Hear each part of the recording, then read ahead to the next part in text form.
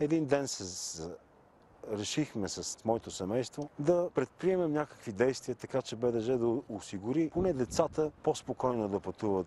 Пак едно въз друго, но все пак затова протестирахме и затова блокирахме движението на влаковете. В града, където живея, нямах работа и трябваше да пътувам всеки ден до София с влак. Жорка, влака! Влака!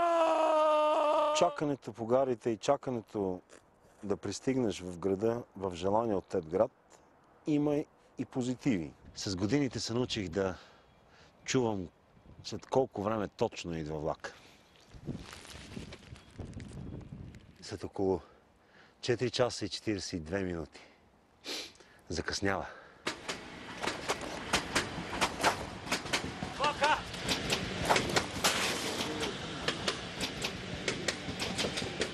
Влака!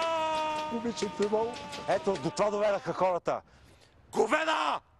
Ето, тук виждаме стъпките на хора, които са изпуснали влака си и върват съответно в двете посоки.